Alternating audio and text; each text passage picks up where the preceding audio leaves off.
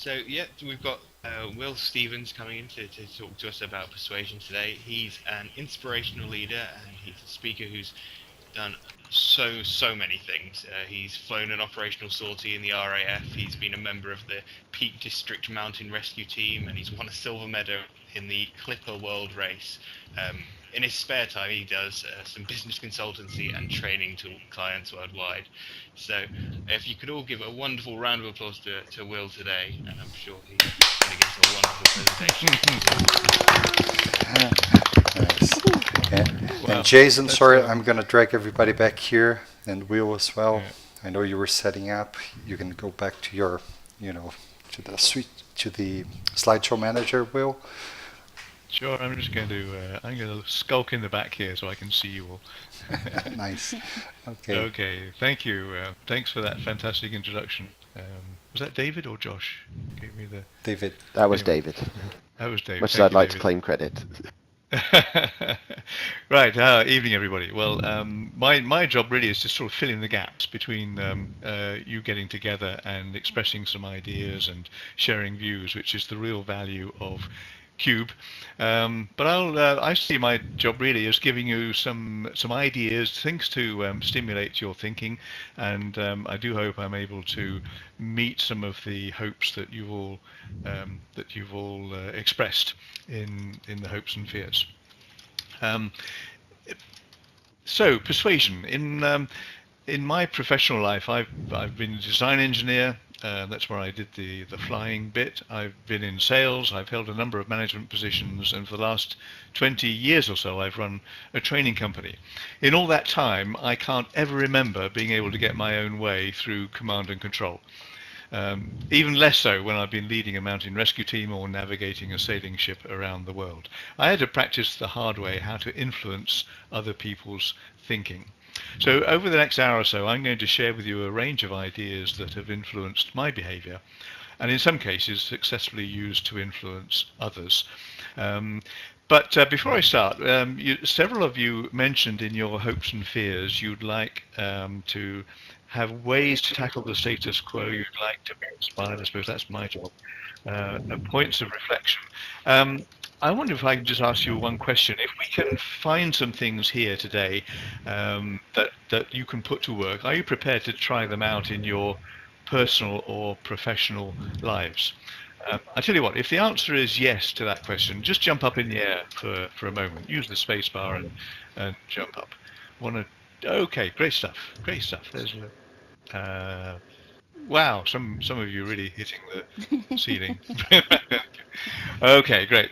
So let's get started then. And the first thing I want to do is to start in the animal kingdom, because animals have this incredible sense of who is powerful and who isn't. And powerful animals have a very obvious way of expressing themselves. They occupy space. And you can see from these pictures, they stand up or even sitting upright. They command attention. They speak power. They've got a direct gaze. Their eye contact is very powerful. Some primates even hold sticks, not as weapons, but in order to make them look bigger. It elongates their limbs and makes them feel bigger. These are the universal symbols of power. And in the human world, it's exactly the same. So Frank Underwood there in House of Cards takes up space on his desk, and once again the direct contact. Wonder Woman, that famous Wonder Woman pose, very self-confident and powerful, although I have a slight feeling that the whip also gives her a little bit more persuasive powers in the right circumstances.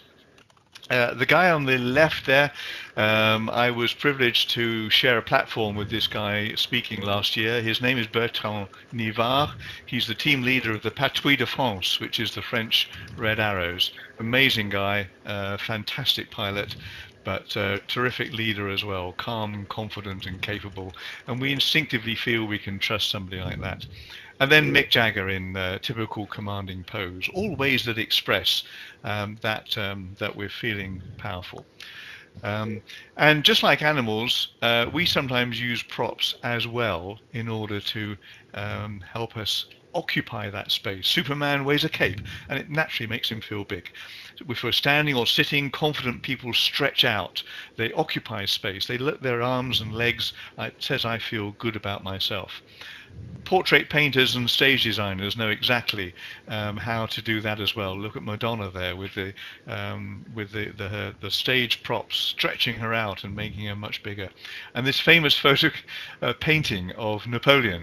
He's not a very big man, but look at all the devices that the painter has used in order to make him look bigger. The big throne, the laurel wreath, the ruffs around the neck, that monstrous cape. I mean, I can't imagine how that it could really be real. It goes on forever. And it's not only monkeys who use sticks to make them look bigger, as you'll see there. We refer to this as power posing, and in some cases it's deliberate, but many other times it's instinctive. Because when we win at something, there is this natural, we instinctively, what we do is we put our arms up in the air, our hands turned upwards, our chest comes out, our head goes back. We used to do this even as very young kids. It's the universal gesture of a winner, someone who feels powerful. Even blind athletes do this, and they've never seen it done by anybody else. They're challenging the world and saying, hey, look at me. And if our team scores a goal, well, again, we do exactly the same thing. Everybody makes this same gesture. Now, I guess it's just possible that all these people met up in the pub before the match and they said, look, actually what, guys, when we score a goal, let's all stick our arms up in the air and yell out goal. Yeah?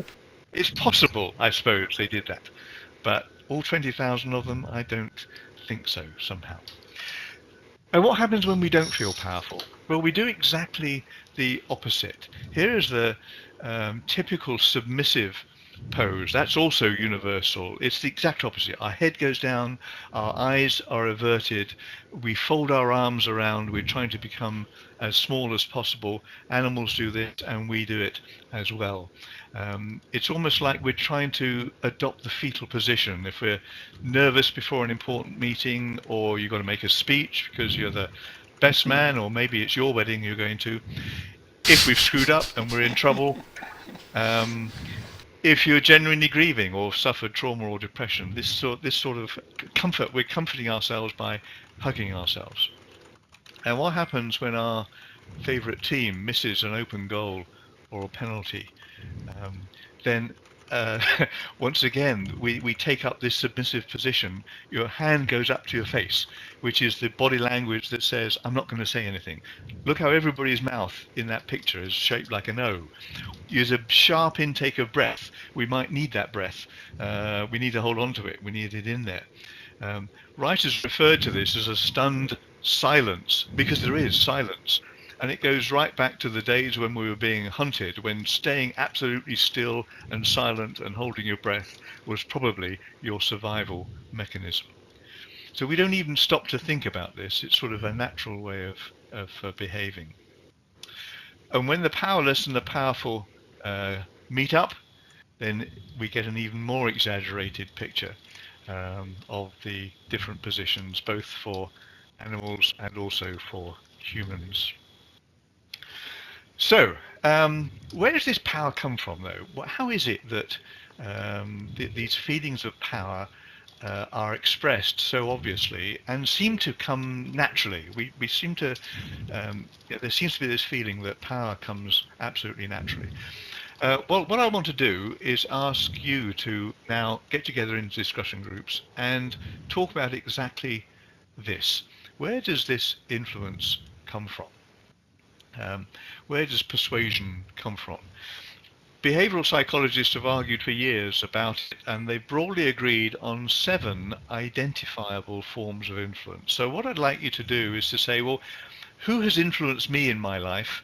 And you might think of your dad, or a friend, or a sports coach, maybe a doctor or a nurse, a magistrate. I don't know if you maybe you've never been in front of a magistrate. The boss's PA. There's a wide range of different factors that influence us to comply with something. But what is it about them that persuades us? I'll give you the first and most obvious. That's the power which comes from authority. We call it legitimate. So there, I've taken that one out of the mix. So you've got 6 others. So who's going to, Leo? Are you going to divide up the groups and put them into put everybody into spaces? Okay. And I'm assuming we have it. Yes. So if you can now go to the place called Large Workshop Whiteboard. I'm really sorry for the dragging. I tried to warn you by flashing the lights. And what we're going to do is that we quickly, just before we pass it over back to Will, is we'll get one insight from each group. We'll start with my group, and this gives people time to think who will be doing the same thing in the other group. So we'll start with Jason from our team. Okay.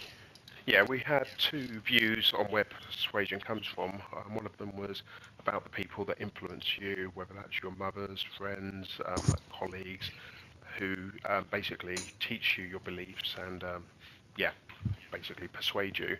And then the other view was what leads to your own personal and persuasive powers, i.e. your inbuilt belief system, because that drives your body language and the unspoken communication. So it's always very persuasive in that point of view. And then just things such as your confidence and just past experience, because that all adds to your gravitas. Thank you, Jason. From A to H, who was in that group? Anyone to share it with us? Yeah, so there was the 2 Adrians and Helen in that group, so I don't know if one of you would like to share your insights. I don't mind saying. Go on. No, go for it. I'll defer Go to for Adrian 1. I'm too slow. I'm far. This is what happens at the end of the day. I'm not sure that we quite got to quite a decisive view as the previous group, but it was kind of along similar lines about whether it's persuasion or influence, and kind of we began to get into the conversation about what was the difference and what's the reason for it, but we didn't quite get to a conclusion. We spent a lot of time putting a lot of comments up on the board. Nice. Thanks. Okay. The final group, perhaps you, Sarah. I was told you can summarize what your group was discussing. Yeah, well, we didn't really get to discuss a lot at all. We were putting post-its up, and then we ran out of time.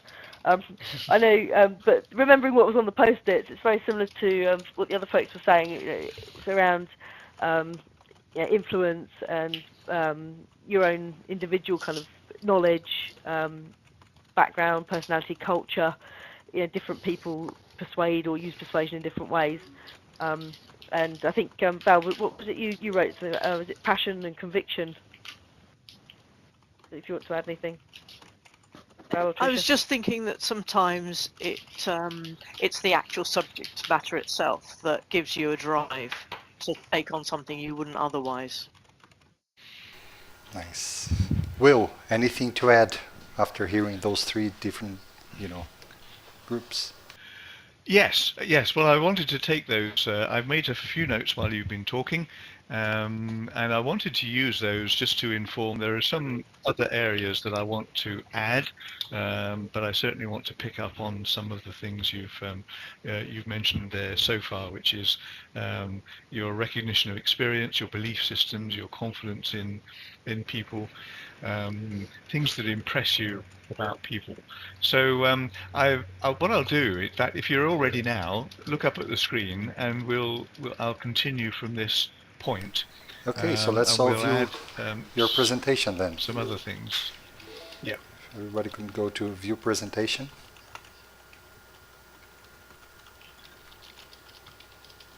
Okay, we're almost all here. Okay. Everybody see the screen now? Now they all do. Okay. Sorry, I dragged the ones who were closer. You can always click again. Good. So where does it come from? Well, I've got a list in no particular order. Well, it is actually. It's in alphabetical order, so no sense of more priority or less priority. But the number, I suppose, the number one thing which influences all sorts of animals or people is fear, and it's one thing you hadn't mentioned, of course, and I'm glad that, because it's the it's the most negative, I suppose, but it also works, and it does come into play in many different situations. It's called coercive power, so it's the influence or the persuasion that comes because of a fear, not necessarily a physical fear, but it might be we're frightened of looking stupid or appearing to be dumb or um, an unwelcome consequence that might happen to us. So coercive is one of the quite a powerful power base. The second one is one which I relate to the boss's personal assistant. If you've got a phone call from your top boss's personal assistant, she might not be above you on the pay grade, but I think you would certainly respond to anything she told you. We call that connection power. In other words, somebody who is connected to somewhere else, to another power base. Somebody has powerful friends. You can see this in some regimes in the world where having a connection is absolutely everything. It certainly used to be in politics in the earlier centuries over here, and still pertains in many other places. One that you've mentioned already, which is your respect for somebody, their experience, their knowledge. We call that expertise. And so, for example, a doctor or a nurse, we almost without question will take their advice on a particular tablet to have or a particular part of the body to have amputated, because we respect their opinion and their expertise. And so we tend to follow the advice that they give us. And in a similar way, somebody who has access to an awful lot of information, data these days is being appreciated for how powerful it is. And so information is next on the list. Somebody who is well informed, somebody who has the ability to manage or hold back information in a negative way, somebody who collects information or data and can process it and gain knowledge from that is a really important source. I've mentioned the power that comes from authority, either in uh, uh, a a police sense or a magistrate, or even inside a company, your boss has legitimate authority, and we recognise that. A lot of you mentioned belief, confidence, charisma. This is something about the individual themselves that we respond to. They make us feel good. We want to make them feel good. We like to relate to them. So somebody who has, we call that referent power. I don't know where the name comes from. I don't know why they call it that, but think of it as charisma, because that's an important base. And finally, we respond, of course, when there's a direct something directly in it for us. There is self-interest there, of all kinds of things. What's interesting about this list is that they all work, and good leaders, good managers make sure that at different times they plug into a number of these power bases, and they are willing to use all of them at any one moment in time. So that's the first important thing. The second thing is they often are used together. So, for example, reward and coercive are two sides of the same coin. And whilst there is no priority in terms of what works, what is interesting is the effect that these have on us as being the people being influenced. So there is a very definite priority.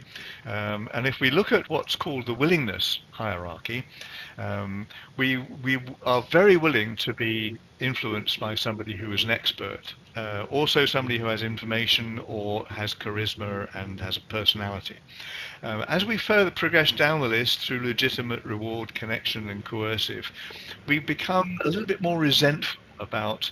It doesn't mean that we don't do it, but our willingness is much less.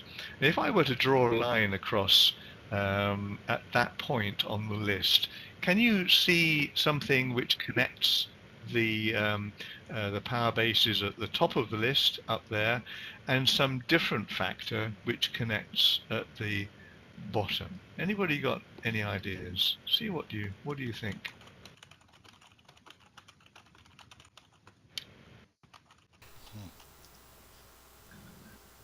What is it about those top three that has a connection and the bottom 4? Anybody see it? It comes Top from three all about inside, knowledge, the other one comes from about outside. skills. Like it. That's a nice. That Leo. That was sounded like you. Yes. The ones at the top are from inside. They're characteristics of the person. The ones at the bottom, they, as Leo said, they come from outside. In fact, we refer to those as bestowed powers. I don't know if you've ever heard Eddie talk about managers and leaders, and he uses the comparison who appoints a manager and who appoints a leader. Well, a manager is appointed by other managers, and this is really what we're talking about here. That power is bestowed. It comes from somewhere else, so it tends to lead to us complying without being too willing, and except in extreme forms, as soon as the pressure is taken off, we tend to go back to doing what we did before. So it's a very transactional form of power. It doesn't generally have any lasting effect, except in very extreme conditions. If we look at the top of the list, we call those earned powers. It's a characteristic of the individuals themselves. That tends to make us cooperate, and often leads us to change our belief systems and our value systems to take on board those things that are being persuaded. So that's the science. But now, how does it work in practice? There are 5 really key social senses that are used, that pull strongly on our emotions, that will persuade us to behave in certain ways, and I'll just go through those now. The first one is you talked about charisma, referent power, charm. The definition of charm that I like is charm is the ability to leave somebody feeling that both of you are absolutely wonderful. That's my nice presence. There's another quote that I've seen come up, and I don't know if this is as a result of the behavior of the President of the United States at the moment. But this one says, "You don't inspire by showing people how great you are. You inspire by showing them how great they are." We respond very positively when somebody shows they understand us. It's the start point of any kind of change management, and that's what we call empathy. Oh, I think I have. Sorry, guys, I've gone right to the end of my presentation. There we go. So, oops. There's a little button on the right hand side, and I press the. I'm always doing that on my TV as well, switching. So empathy.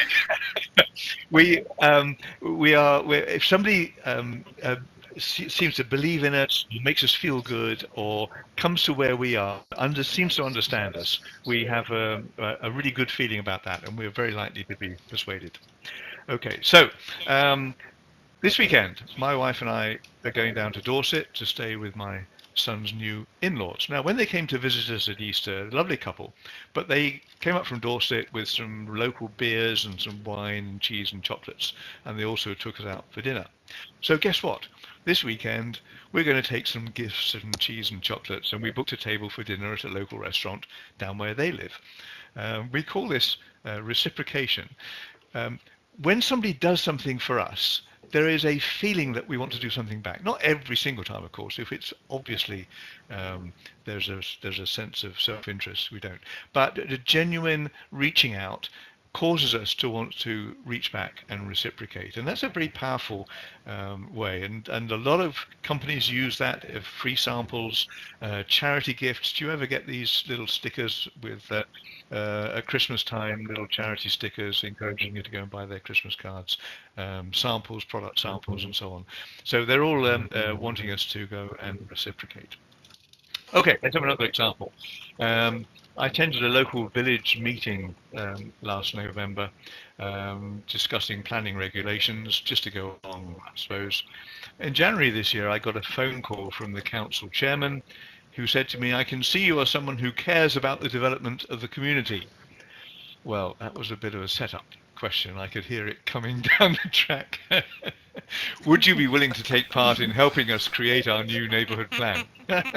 Well, what am I supposed to do? I can't say, well, no, I don't care about the village because I've already shown that I do. I really don't like to use the, I never say I'm too busy. I think that's a real cop-out. Sorry, guys, if you do, but I think it's a real cop-out. So we do, because we want to be seen as consistent. We want people to feel that we have purpose, consistency, we have a belief system that we stand by. It sort of has those qualities that we like to feel people respecting us. So we tend to behave in ways that are consistent with things we've done before. And so that's something we can use to our advantage sometimes as well. Now, last week, I saw an advert for a car. I was sort of slightly interested in it. It was on Auto Trader, looked pretty nice, but it was up in Nottingham, so not very close to where I am. So I gave them a call, and nice guy came on the phone, and I said, I'm just looking at this model that's on Autocar at the moment.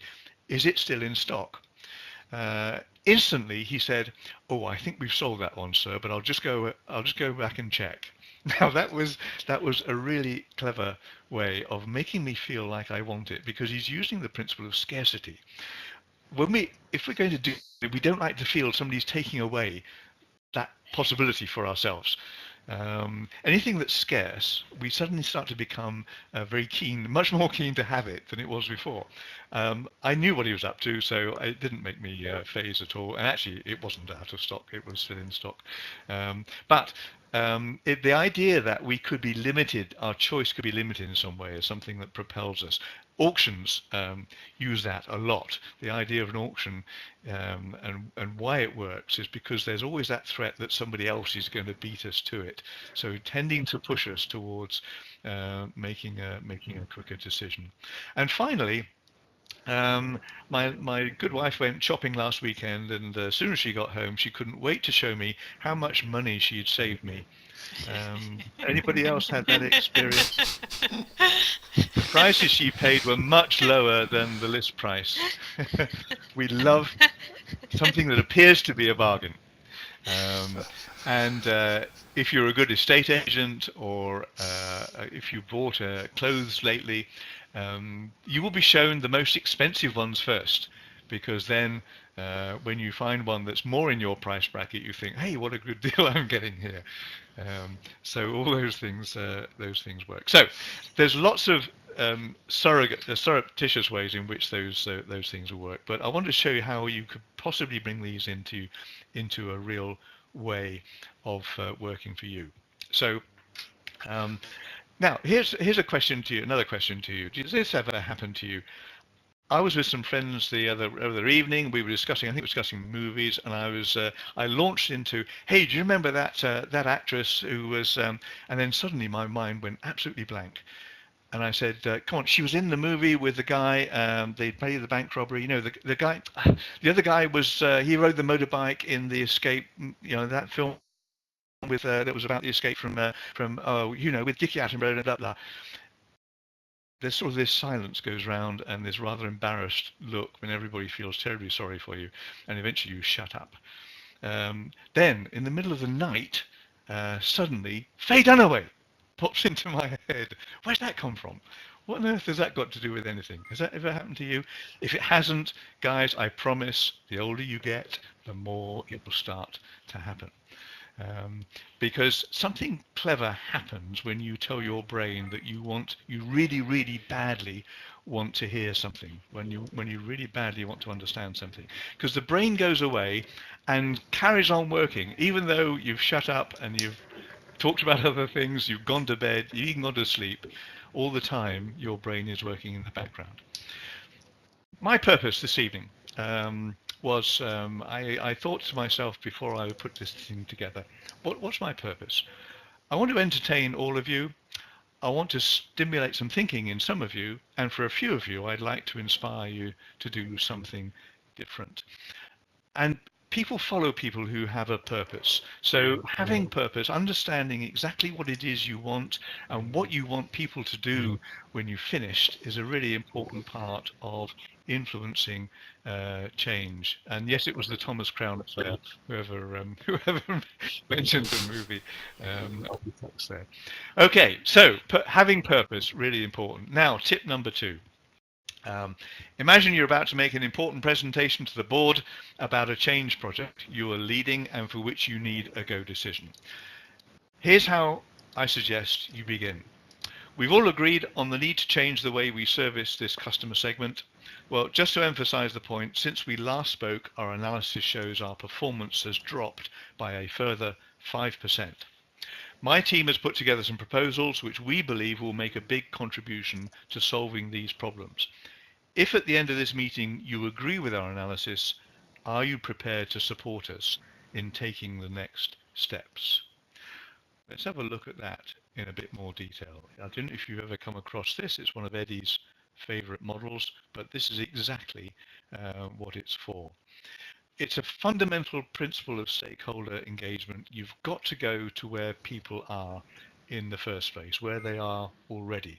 You need to start in the place that everybody agrees the problems we face. Normally, people disagree with solutions, not with problems. Normally everybody agrees to what the problem is. So we start by saying, we've all agreed on the need to change the way we service this customer segment. You're gaining empathy, and we are stating the issue. We're then backing it up. In fact, since we last spoke, our analysis shows our performance has dropped by a further 5%. Data. We're reinforcing with some new information. We're using both empathy and perceptual contrast here as influencers because we're now emphasizing it. Now, this is where the twist comes. So far, so good. Normally, maybe you launch into your proposals at this stage. I'm going to say stop. There's a little twist. Remember what I said? My team has put together proposals which we believe will make a big contribution to solving these problems. If at the end of this meeting you agree with our analysis, are you prepared to support us in taking the next steps? This is where the question is really so important and so powerful. I tried this on you at the start of my talk, remember? I asked you, were you prepared to go this? And a lot of you jumped up in the air. Now, in real life, I don't expect your audience at this point in time will start jumping up in the air. It's also rare to get an unqualified yes, but as long as there's no objection, when you get to the end of your presentation and you have shown that you have got ideas to do this, consistency means these guys want to be consistent, and if you set them up here, then they will be far more likely to take some action at the end of it. And then you can start to build the solution through your presentation. And all the time, because you ask the question, they understand your objective. Their subconscious minds are putting lots of ticks in the boxes. They know you're going to get commitment, just like I'm going to ask you this evening when we finish. And because they want to be consistent, they are very likely to agree. So this IDQB is a really, really powerful little model. And I'd like to, I've been talking for long enough. Sorry guys, this is, I've gone on more than my allocated time here. Let's break out again and have a little chat about it. I'm going to ask, give each of you an IDQB little worksheet. And the way to use it is this. Describe something in your life you wish was different, and you can use swear words, you can say, you can describe it however you like. Something about you, about your life, you wish was different. And then start trying to use the IDQ, just that bit of the process. Just use that to identify the issue. What data do you have that will help it? And what question would you ask if you were going to try and sell this idea to some people, some other people, to make it actually work? So, David, Leo, how do we hand out the worksheets? If we can now go to the, I'm assuming the large workshop whiteboard. Is that it, DW? Mm-hmm. Yeah, that's the one. Okay. If we'll go into the workshop whiteboard and go back into the areas that you were in, you'll see that you've each got a named pet for the IDQB. Yep. Only that I was just chatting with Tam earlier on. This is I think this is one of Eddie's most inspired models. It doesn't. It looks very simple to start with, and you think, well, it's not that big. It's not that big deal, really. Actually, it is. First of all, it really does make you think. And the good thing is, it takes you right back to the start point, which is the absolute fundamental of any change management. You've got to be on the same side. You've got to be facing the same direction as the people you're trying to influence. So back to empathy, really, is what this model is so good at. And if you can persevere with it, it's not easy to start with, but it certainly does come better as you start to use it. So thanks, Leo. I need to go back to the bridge here.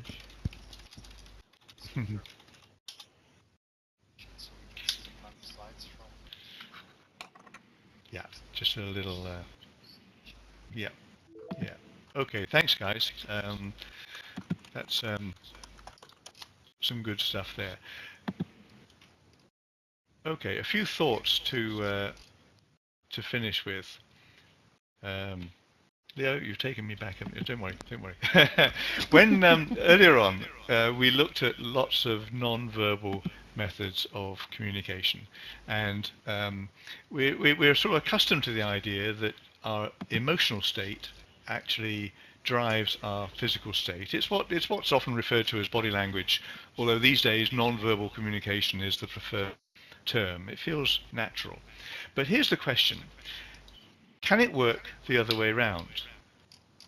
In other words, it was summed up by a guy called William James. He was a famous behavioral psychologist in the early 20th century, and he said this: do I sing because I'm happy, or am I happy because I sing? In other words, can we deliberately change the way we think by the way we behave? So I want you to take a look at this little piece of video. Let me see if I can find it. Here we are. This is called the Haka.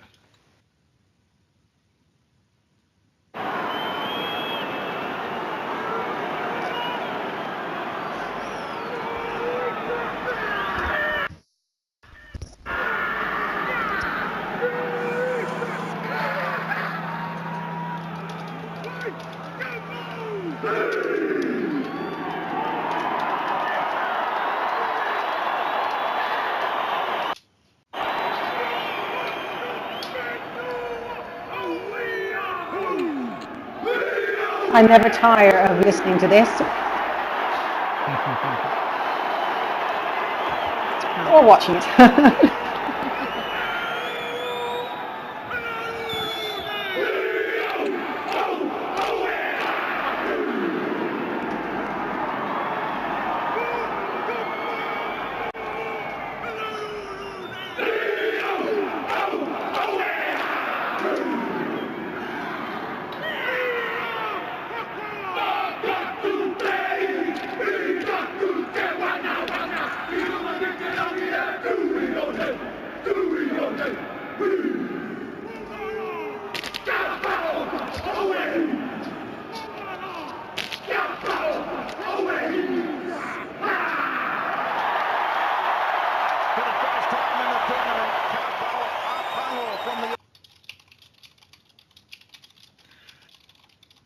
Okay, I'm just looking for my, I'm just trying to scroll the bottom of the screen for the next.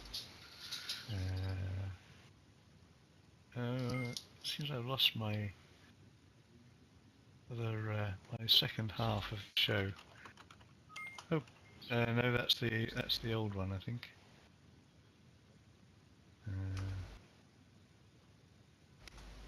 Shame. There's. Okay, let me speak. David, if you could find my second... Oh, that's it. Thank you very much.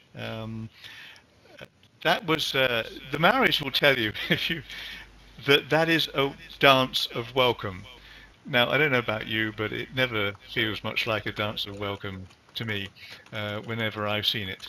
The interesting thing is, this was the New Zealand All Blacks, of course, preparing to play France in the quarterfinals of the 2015 Rugby World Cup. And out of respect to many of my French friends, I won't tell you what the result was. Let's just say it was not a good day for French rugby. New Zealand went on to win the World Cup, the only side ever to do that 3 times. Now, the interesting thing was, a decade ago, some authorities, rugby authorities, tried to ban the haka. They thought it was too aggressive, it was too intimidating for the opposition. They completely missed the point. How do you think these guys feel as a result of having done that? Do you think they're sort of pumped up, ready to go, and ready to really put everything into the game that's going to go? That's the whole point. This is power posing to the nth degree.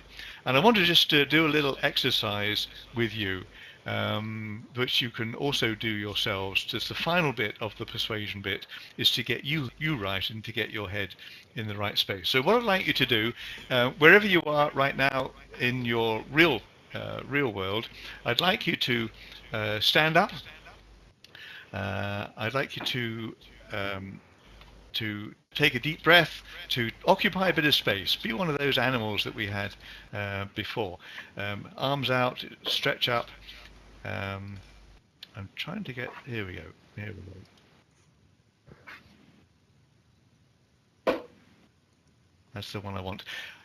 I want you to stretch out. I want you to take some deep breaths.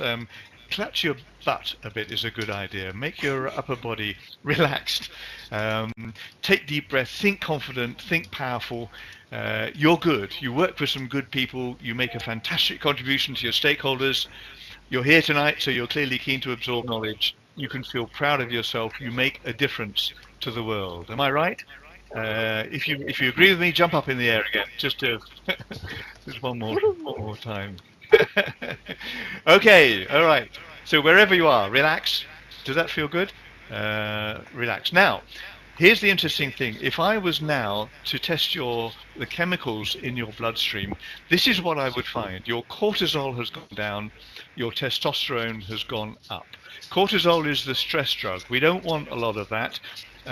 With low cortisol, you're able to cope with stress much better. Your body will heal itself better. Your memory is improved and your wounds will heal.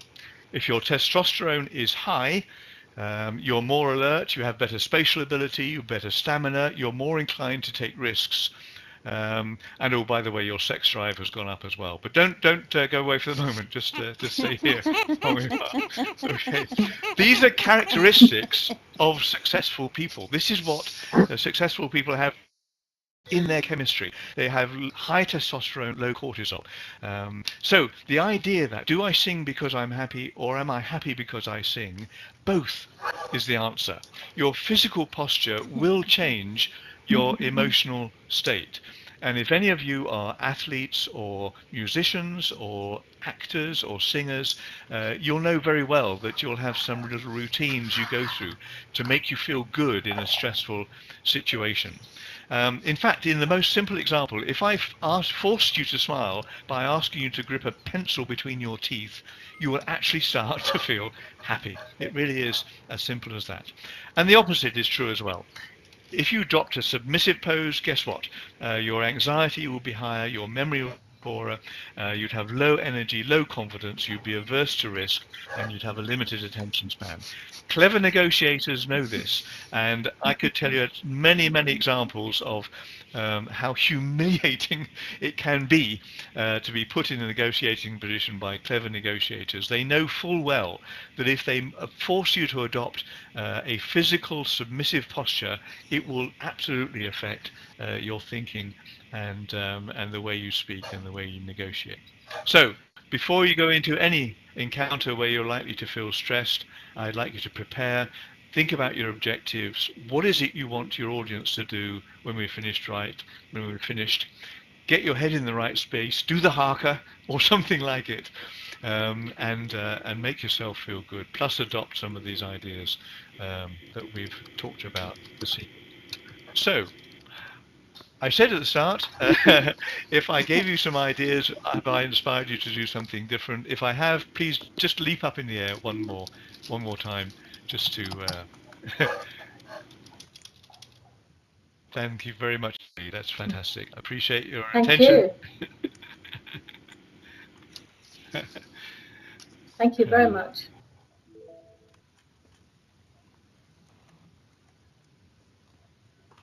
Yeah, I think if I can call it, the psychology of it all is fascinating, and I need to be much more aware of that, particularly in my negotiations, shall we say.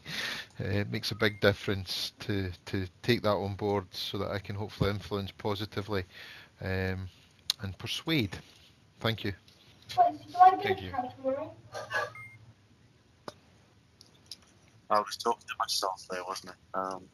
So yeah, I think the it's kind of it's always good to be reminded of stuff that you be able to remember.